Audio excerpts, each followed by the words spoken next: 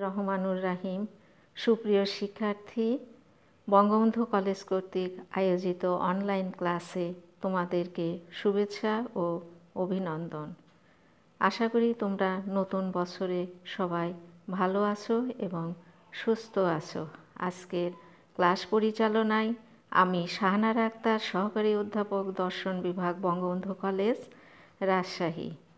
আজকে আমাদের পাঠের বিষয় একাদশ শ্রেণীর যুক্তিবিদ্যা, তৃতীয় অধ্যায়ের নাম যুক্তির উপাদান।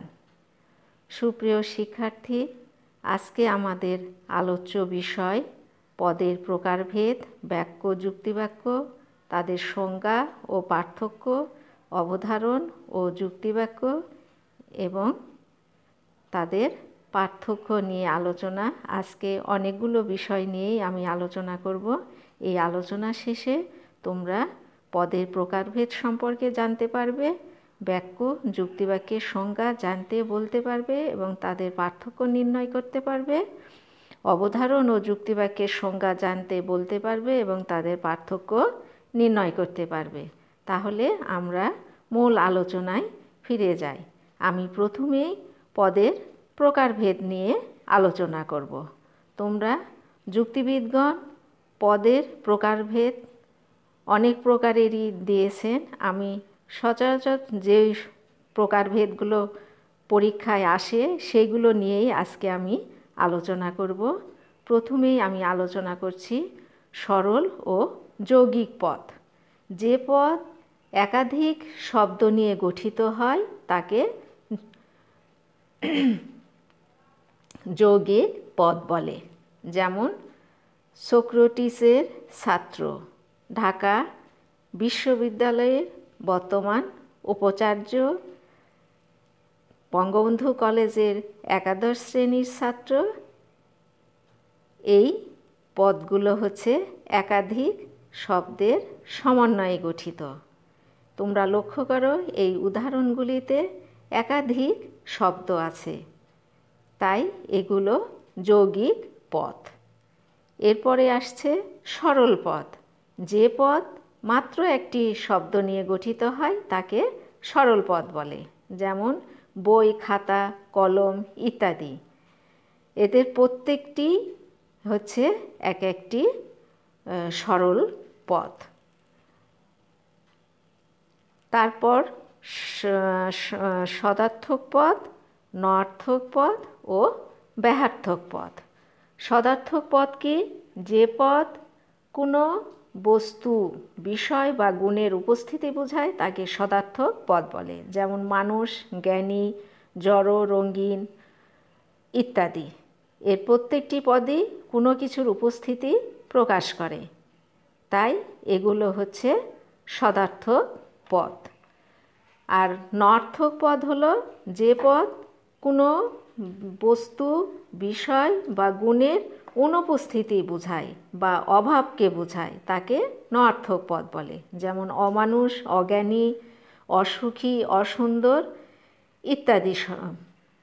এদের প্রত্যেকটি পদই কোনো না কোনো বস্তু, বিষয় বা গুণের অনুপস্থিতি এখানে প্রকাশ করছে, তাই এগুলো হচ্ছে নয়ার্থক পদ। এখন দেখো ব্যাহার্থক পদ। যে পদ দিয়ে কোনো কিছুর মধ্যে স্বাভাবিকভাবে বিদ্যমান গুণের সাময়িক অনুপস্থিতি বোঝায় তাকে ব্যাহার্থক পদ বলে। যেমন অন্ধ, খোঁড়া, বোবা ইত্যাদি হলো ব্যাহার্থক পদ। কেননা এসব পদের মাধ্যমে কোনো স্বাভাবিক গুণের অনুপস্থিতি বা অভাবকে বোঝাচ্ছে। যেমন অন্ধ, এই লোকটি হয়তো আগে স্বাভাবিক দৃষ্টি শক্তি ছিল কিন্তু বর্তমানে সে অন্ধ। এই যে একটা অভাব বোধ, এইটাই হচ্ছে ব্যাহার্থক পদ। এরপরে আসছে জ্ঞাত্যার্থক পদ ও অজ্ঞাত্যার্থক পদ। জ্ঞাত্যার্থক পদ কি? যে পদের একই সাথে ব্যক্তার্থ, জ্ঞাত্যার্থ উভয়ই থাকে তাকে জ্ঞাত্যার্থক পদ বলে। জ্ঞাত্যার্থক পদ একই সাথে সংখ্যা গুণকে সংখ্যা ও গুণ উভয়কে নির্দেশ করে। যেমন মানুষ একটি জ্ঞাত্যার্থক পদ, কেননা এর ব্যক্তার্থ ও জ্ঞাত্যার্থ উভয়ই রয়েছে, সেই জন্য মানুষ পদটি জ্ঞাত্যার্থক পদ। আর অজ্ঞাত্যার্থক পদ কি? যে পদ কেবলমাত্র ব্যক্তার্থ অথবা কেবলমাত্র জ্ঞাত্যার্থ প্রকাশ করে তাকে অজ্ঞাত্যার্থক পদ বলে। যেমন নিশি, রকিব, করিম, সাকিব, যদু, মধু ইত্যাদি নামবাচক পদগুলো হচ্ছে কেবল ব্যক্তার্থকে নির্দেশ করে, কোনো আবশ্যিক গুণাবলী বা জ্ঞাত্যার্থকে নির্দেশ করে না, তাই এগুলো অজ্ঞাত্যার্থক পদ। এরপর আমি আলোচনা করব বস্তুবাচক পদ ও গুণবাচক পদ। যে পদ কোনো বস্তু, বিষয় বা ব্যক্তিকে বোঝায় তাকে বস্তুবাচক পদ বলে। বস্তুবাচক পদগুলো বাস্তব বিষয়কে বোঝায়, অর্থাৎ এর দ্বারা এমন কোনো কিছুকে নির্দেশ করা হয় যার অস্তিত্ব বস্তু জগতে কোনো না কোনো কালে থাকা সম্ভব। যেমন মানুষ, ফুল, চাঁদ, পাথর ইত্যাদি। এই পদগুলোর প্রত্যেকটি বাস্তব অস্তিত্ব নির্দেশ করছে, তাই এগুলো বস্তুবাচক পদ। আর গুণবাচক পদ কি? যে পদ স্বাভাবিকভাবে বিদ্যমান থাকতে পারে এমন কোনো বস্তু, বিষয় বা ব্যক্তিকে না বুঝিয়ে কেবল কোনো গুণকে স্বতন্ত্রভাবে প্রকাশ করে তাকে গুণবাচক পদ বলে। গুণবাচক পদ যেমন সততা, সৌন্দর্য ইত্যাদি, এগুলো এক একটি গুণের কথা প্রকাশ করছে, কোনো বস্তু বা বিষয়ের কথা ব্যক্ত করেনি, তাই এগুলো হচ্ছে গুণবাচক পদ। এবার দেখো নিরপেক্ষ ও সাপেক্ষ পদ। যে পদ অন্য কোনো পদের সাহায্য ছাড়াই স্বাধীনভাবে অর্থপূর্ণ হতে পারে তাকে নিরপেক্ষ পদ বলে। অর্থাৎ নিরপেক্ষ পদ অর্থের দিক থেকে স্বয়ং সম্পূর্ণ, যেমন কাগজ, মানুষ, ফুল, পাখি, ছবি, সুন্দর ইত্যাদি। তাই এগুলো হচ্ছে, এই পদগুলোর অর্থের জন্য অন্য পদের উপর নির্ভর করতে হয় না, তাই এগুলো নিরপেক্ষ পদ। সাপেক্ষ পদ কি?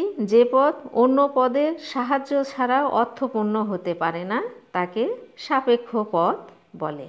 যেমন শিক্ষক, পিতা, রাজা, স্ত্রী ইত্যাদি। দেখো, ছাত্র ছাত্রী ছাড়া শিক্ষক হওয়া যায় না, সন্তান ছাড়া পিতা হওয়া যায় না, রাজা হতে হলে প্রজা থাকতে হয়, সেই জন্য এই পদগুলোকে সাপেক্ষ পদ বলা হচ্ছে। এরা একে অপরের উপরে নির্ভরশীল।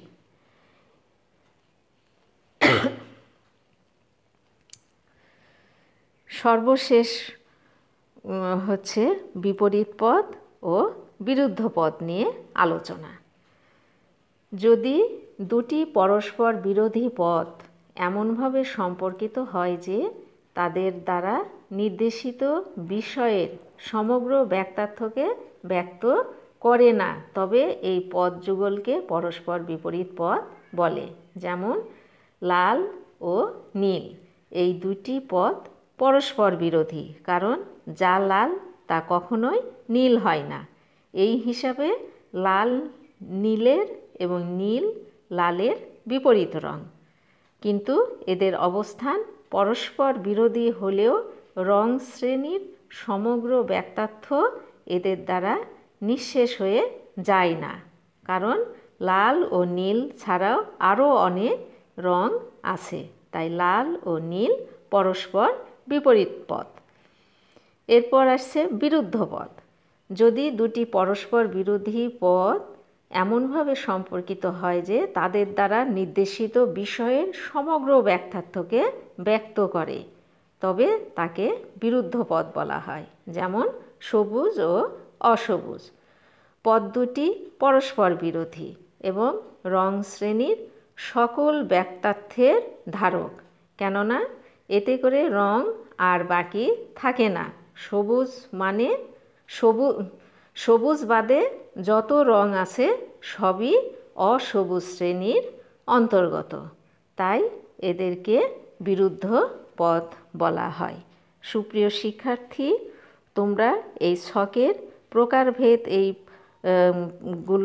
প্রকারভেদটা সুন্দরভাবে পড়ে রাখবে। এখান থেকেই ছোট ছোট প্রশ্ন হয়, পড়া থাকলে অবশ্যই তোমরা উত্তর করতে পারবে। এরপরে আমি আলোচনা করব বাক্য ও যুক্তি বাক্য নিয়ে। কয়েকটি শব্দ একত্রিত হয়ে একটি পূর্ণ অর্থ প্রকাশ করলে তাদের সামগ্রিক রূপকে বলা হয় তাদের সামগ্রিক রূপকে বলা হয় বাক্য। যেমন, ছেলেটি পড়ালেখায় খুব ভালো। এখানে কয়েকটি শব্দ একত্রিত হয়ে একটি অর্থ প্রকাশ করছে, সুতরাং এটি একটি বাক্য। বাক্য বলতে আমরা সাধারণত ব্যাকরণের বাক্যকেই বুঝে থাকি, বা ব্যাকরণের বাক্যের মাধ্যমে মনের বিভিন্ন ভাব প্রকাশিত হয়। যেমন, খোদা তোমার মঙ্গল করুন। এখানে মনের একটি ইচ্ছা প্রকাশিত হয়েছে। এই হিসাবে ব্যাকরণের বাক্য বিভিন্ন প্রকারের হতে পারে। যেমন, বিবৃতিমূলক, চাঁদ পৃথিবীর চারিদিকে ঘুরে। প্রশ্নসূচক বাক্য, তোমার জীবনের লক্ষ্য কী? আদেশসূচক বাক্য, আজই অনুশীলনীর কাজ শেষ করে ফেলবে। ইচ্ছাসূচক বাক্য, খোদা তোমার মনের আশা পূরণ করুন। বিস্ময়সূচক বাক্য, হায় ঝড়ের একই তাণ্ডব।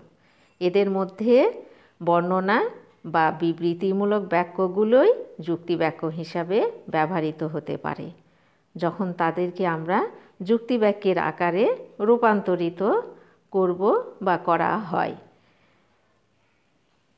যুক্তিবাক্যের সংজ্ঞা দুইভাবে প্রদান করা হয়।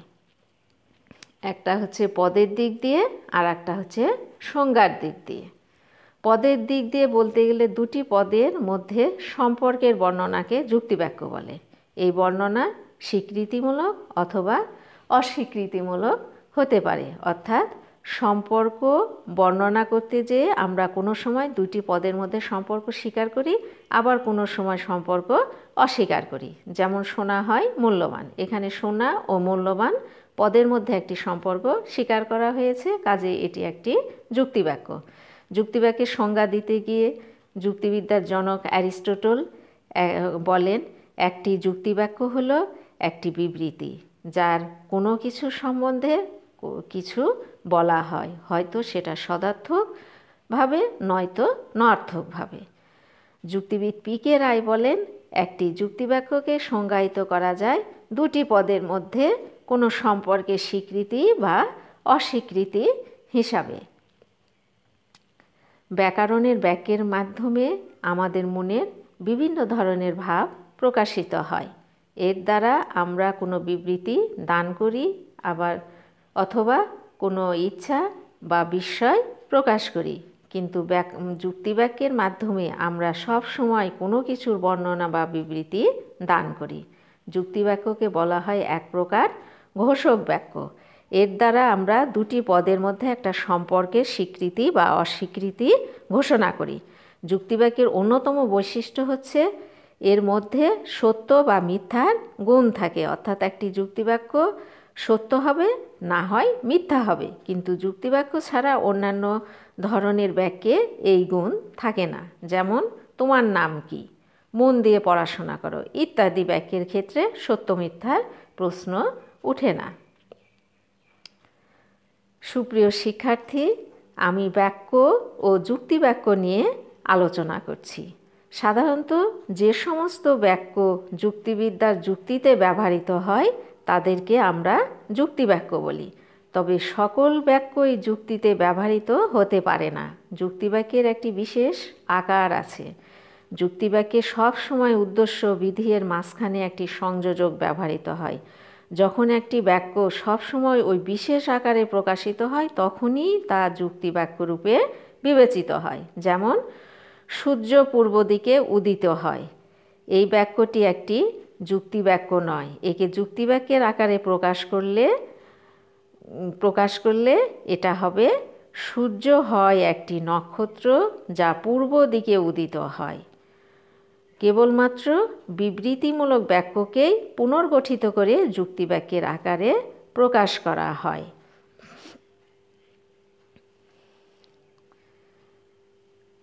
বাক্য ও যুক্তিবাক্যের পার্থক্য। নাম্বার 1, সকল যুক্তিবাক্যই বাক্য, কিন্তু সকল বাক্য যুক্তিবাক্য নয়। যুক্তিবাক্যে 3টি অংশ থাকে, অর্থাৎ যথা উদ্দেশ্য, সংযোজক ও বিধেয়, কিন্তু বাক্যে শুধু 2টি অংশ থাকে, যথা উদ্দেশ্য ও বিধেয়।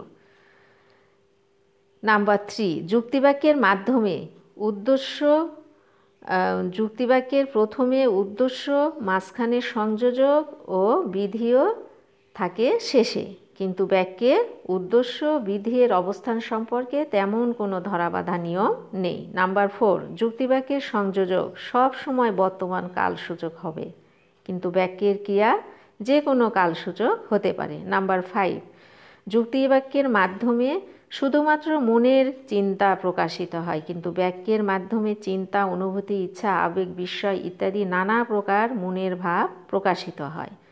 নাম্বার 6, যুক্তিবাক্যের মধ্যে সত্য মিথ্যা থাকে, কিন্তু বাক্যের মধ্যে কেবলমাত্র ঘোষক বাক্য ছাড়া অন্যান্য বাক্যে এই গুণ থাকে না। সুপ্রিয় শিক্ষার্থী, এখন আমি আলোচনা করব অবধারণ ও যুক্তিবাক্য নিয়ে। যুক্তিবাক্যের সঙ্গে অবধারণের কি সম্পর্ক, সেই সম্পর্কে আলোচনা করব। তার আগে আমি আবারও তোমাদেরকে যুক্তিবাক্য কাকে বলে সেই সম্পর্কে বলে দিই। 2টি পদের মধ্যে কোনো সম্পর্কের ভাষাগত প্রকাশকেই যুক্তিবাক্য বলে। অপরাপর 2টি ধারণার মধ্যে সম্পর্কের মানসিক প্রকাশকে অবধারণ বা মানসিক বাক্য বলে। অবধারণের সংজ্ঞা দিতে গিয়ে যুক্তিবিদ পি.কে. রায় বলেন, অবধারণ হচ্ছে 2টি ধারণার মধ্যে কোনো একটি সম্পর্কের মানসিক স্বীকৃতি। যুক্তিবিদ টমাস বলেন, অবধারণ হলো মনের একটি ক্রিয়া, যার দ্বারা 2 বা ততোধিক ধারণাকে সংযুক্ত করা হয়। আমাদের মনে বিভিন্ন বিষয় সম্বন্ধে ধারণা আছে, যেমন সোনা, পারদ, মূল্যবান, কঠিন ইত্যাদি সম্বন্ধে ধারণা। এরূপ ধারণা 2টিকে মনে মনে একত্রীকরণ করার প্রক্রিয়াকে অবধারণ বা মানসিক বাক্য বলে। অর্থাৎ অবধারণ হচ্ছে 2টি ধারণার মানসিক সংযুক্তিকরণ। 2টি ধারণাকে মনে মনে সংযুক্ত করতে যে আমরা কোনো সময় তাদের মধ্যকার সম্পর্ককে স্বীকার করি বা অস্বীকার করি। আমরা সোনা ও মূল্যবান এই 2টি ধারণার মধ্যে একটি সম্পর্ককে স্বীকার করে মনে মনে ভাবি যে সোনা হয় মূল্যবান, আবার পারদ ও কঠিন এই 2টি ধারণার মধ্যে সম্পর্ককে অস্বীকার করে মনে মনে ভাবি পারদ নয় কঠিন। সুতরাং অবধারণ একটি মানসিক প্রক্রিয়া। সুপ্রিয় শিক্ষার্থী, এখন আমি অবধারণ ও যুক্তিবাক্যের মধ্যে কি কি পার্থক্য রয়েছে সেই সম্পর্কে আলোচনা করব। যুক্তিবাক্য হলো 2টি পদের মধ্যে সম্পর্কের বর্ণনা, আর অবধারণ হলো 2টি ধারণার মধ্যে মানসিক একত্রীকরণ। অবধারণ হলো একটি মানসিক প্রক্রিয়া এবং যুক্তিবাক্য হলো অবধারণের ভাষায় প্রকাশিত প্রক্রিয়া। যুক্তিবাক্যে 3টি অংশ আছে, যথা উদ্দেশ্য, সংযোজক ও বিধেয়। অবধারণের অনুরূপ কোনো অংশ নেই। যুক্তিবাক্যের একক হলো পদ এবং অবধারণের একক হলো ধারণা। যুক্তিবাক্য হলো যুক্তিবিদ্যার আলোচ্য বিষয় এবং অবধারণ হলো মনোবিজ্ঞানের আলোচ্য বিষয়। যুক্তিবাক্য গঠনের নিয়ম আছে, আর অবধারণ গঠনের কোনো নিয়ম, অবধারণের কোনো নিয়ম নেই। সুপ্রিয় শিক্ষার্থী, আমরা অবধারণ ও যুক্তিবাক্যের পার্থক্য নিয়ে আলোচনা করলাম। যুক্তিবাক্য অবধারণের মধ্যে পার্থক্য থাকা সত্ত্বেও এদের মধ্যে কিছু ঘনিষ্ঠ সম্পর্কও রয়েছে, কেননা একটি অবধারণ যখন ভাষার মাধ্যমে প্রকাশ লাভ করে তখন সেটি যুক্তিবাক্যে পরিণত হয়। কোনো কোনো যুক্তিবিদ অবধারণ ও যুক্তিবাক্যকে সমার্থক বলে মনে করেন, কেননা অবধারণ হচ্ছে মনের গোপন চিন্তা আর যুক্তিবাক্য হচ্ছে মনের প্রকাশিত চিন্তা। তাই অনেক সময় একটি যুক্তিবাক্যকে অবধারণ এবং একটি অবধারণকে যুক্তিবাক্য বলা হয়। সুপ্রিয় শিক্ষার্থী, আজকের মতো আলোচনা এখানে শেষ করছি। তোমরা নতুন বছরে ভালো থাকো, সুস্থ থাকো, মনোযোগ সহকারে পড়াশোনা করো। 11 তারিখ থেকেই তোমাদের টিউটোরিয়াল পরীক্ষা শুরু হবে। তোমরা হচ্ছে পড়াশোনা করো, বই নিয়ে আমাদের এই লেকচারগুলো অনুসরণ করো। আশা করি পরীক্ষা তোমরা ভালো করবে, বেশি বেশি নাম্বার পাবে। কোনো দুশ্চিন্তা না করে মনোযোগ সহকারে পড়াশোনা করো, ইনশাল্লাহ পরীক্ষা ভালো হবে। ভালো থাকো, সুস্থ থাকো, এই কামনা করি। আজকের মতো বিদায় নিচ্ছি। ধন্যবাদ সকলকে।